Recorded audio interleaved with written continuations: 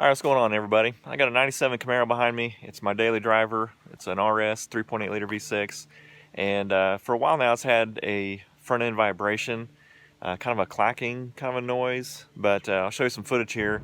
You can see when I'm driving down the highway, the steering wheel will kind of shake a little bit.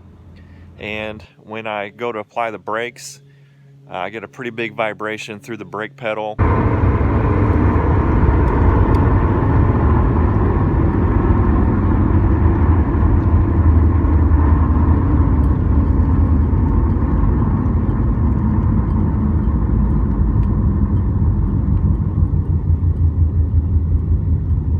And that vibration is also through the steering wheel as well.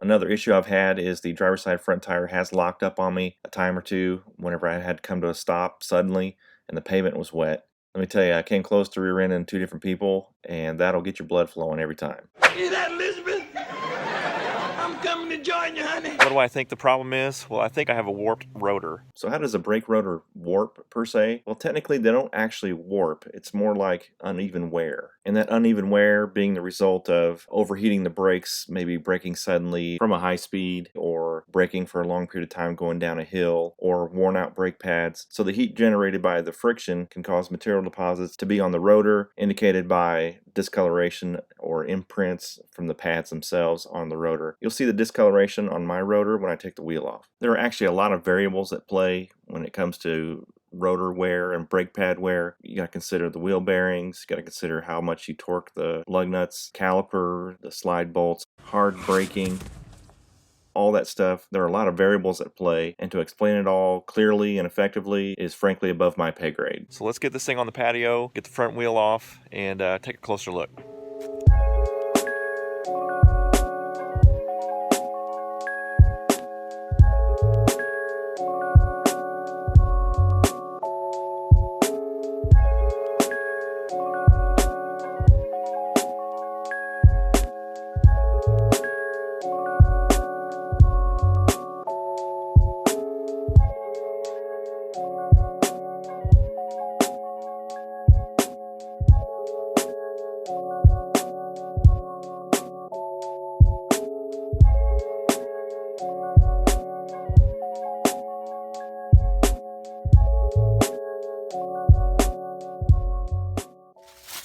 Alright, got the front wheel jacked up, got the rear wheels chalked, and got my jack stand in place. I hate these little lock lug nuts. It takes a special key. Can't stand these things. But I guess it's better than somebody stealing your wheels. Alright, let me show you what's going on with the tire. Go ahead and spin it. And then it just stops. Instead of coming to a smooth stop, it just abruptly stops. And you can actually hear it.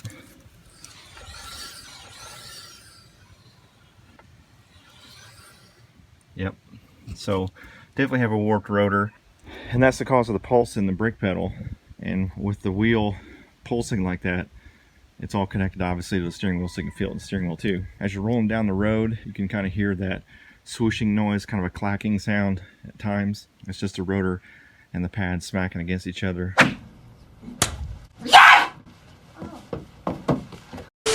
Going down the road. So what I've done is I went ahead and went to AutoZone and bought a brand new rotor.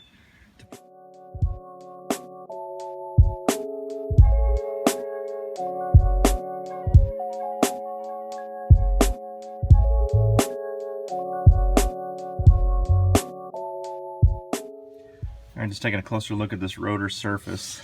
See, it's got some marks in it. This is where it gets tight right here against the brake pad. Yeah, it's real tight through there. I can hardly turn it with my hand. There, it starts to free up. There isn't a whole lot of freeness in that. Right there, that's where it catches. The rest of the rotor, oh, it's caught. So pretty decent sized warp in it. Okay, the first thing I need to do to get this rotor off is get this caliper off. And I don't know why GM does this stupid stuff, but it takes this hex-shaped socket. It's a 3/8. Get those slide bolts out of the caliper. I just used a breaker bar to loosen it. Just using my wrench to get it the rest of the way out. There's one directly below it. There are two of these things you gotta get loose. Alright, with those 2 bolts loose, this caliper is ready to come out. I'm just going to use this pry bar right here. Pry. Alright, with the caliper off now, now's a good time to inspect the brake pads.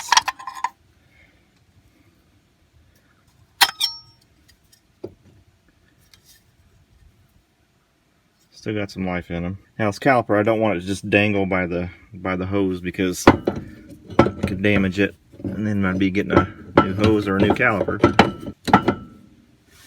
Yeah, just kind of hang that out of the way. So now we can get our rotor off. Check the bearing, make sure everything's good. Looks alright. We'll check our tie rod ends, sway bar stuff. Good idea to just inspect everything when you got the wheel off. Looks like we're pretty good. Installed the new rotor. Okay, I've got my clamp. I'm going to go ahead and compress this caliper. When I put this new rotor on, it's going to be a little bit thicker because it's brand new over the used one. And it'll just help the caliper and the pads slide back over the rotor better.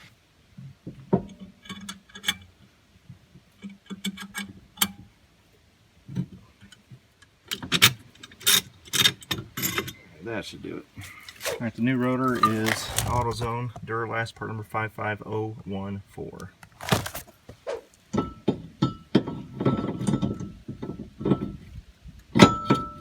I like to put a lug nut on.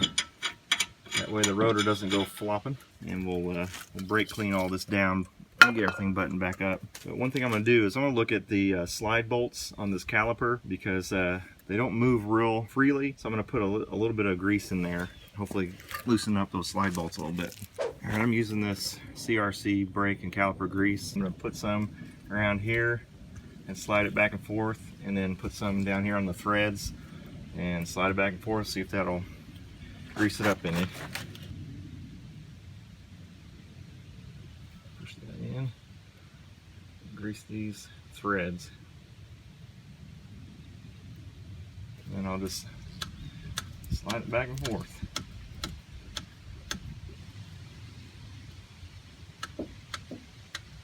Now let's do that with the other one.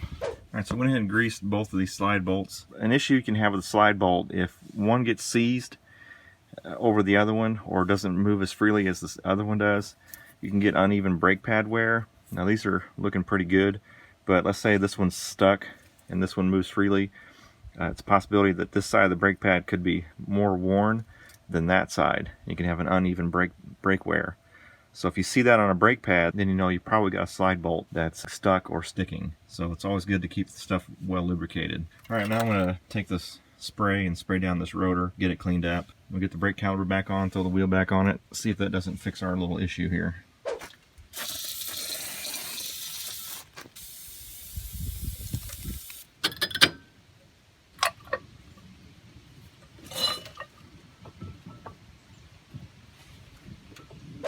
Alright, finally got it on. For some reason that rear brake pad was acting like a squirrel. Squirrel!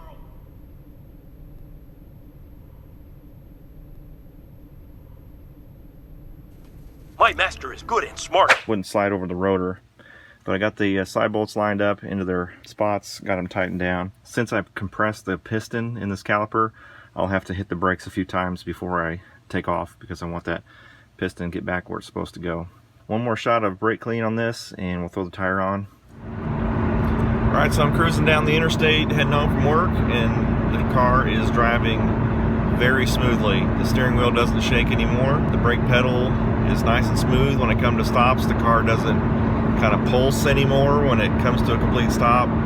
And now that I'm out on the interstate and I'm cruising doing about 78 miles an hour, the car is not shaking, steering wheel is not moving, and it's actually kind of quiet in the car now. I didn't realize just how much noise that warped rotor was making until I got this new rotor on, so now it's a lot quieter in the car. Thankfully it wasn't that hard of a fix. Rotor was about 45, 50 bucks, something like that from AutoZone. You could take those things and get them turned somewhere, but I just didn't want to deal with that. Just bought a brand new rotor, and I'm enjoying life now with my daily driver. Well, I hope this video was helpful to you in some way. As always, thanks for watching. God bless. See you next time.